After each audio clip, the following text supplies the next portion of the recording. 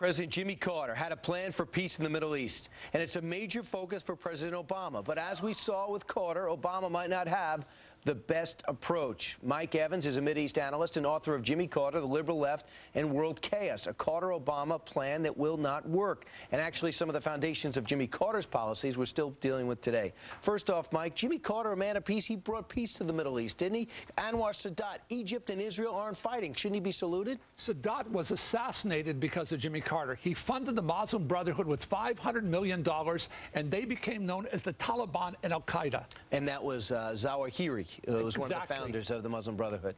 Jimmy Carter said, makes no bones about it. He is not pro-Israeli. He is pro-Palestinian. Right. Jimmy Carter has an ideological belief system that Obama has to understand, because if he plays that game, we're going to have hell to pay for it. He deposed the Shah of Iran.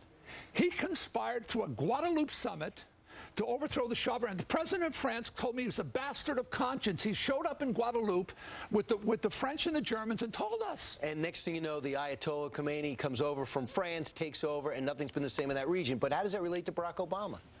With terrorists and journalists. Peter Jennings was on the plane, Air France. How does it relate to Obama? Obama has an ideological worldview similar to Jimmy Carter. Talk to Iran. Talk to our enemies. Reason with these people. See, Jimmy Carter rejected preemption. He rejected the Nixon doctrine. By the way, he was elected on change and hope, and he ran against an unpopular president and an unpopular war. Watergate, Vietnam, Nixon. And the funding of what would now be known as Al-Qaeda really started during the Carter years. Listen, when Carter conspired to overthrow the Shah, and he succeeded, the Empress of Iran, Farah, told me, when he succeeded, Brezhnev said, if you do this, we will invade Afghanistan. They did.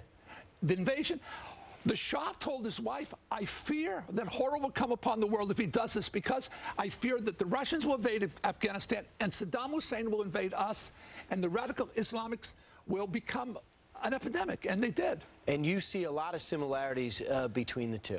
Absolutely. Carter released his book on January 20th. I released mine on January 20th. My book is about 30 on Amazon. It's about 700. The reason why is these are facts. I'm not saying stuff in here I'm making up, Brian.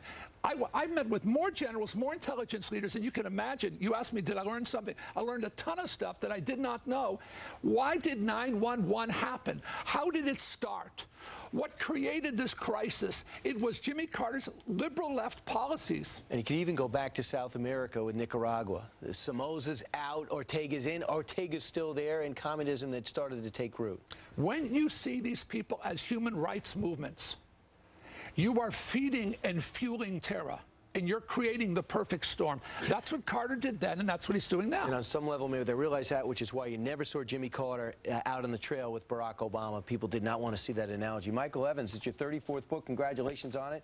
It's an excellent one and very insightful. Jimmy Carter, The Liberal Left, and World Chaos. Thanks so much for joining us, Mike. Thank you. Good to see you again. Good luck.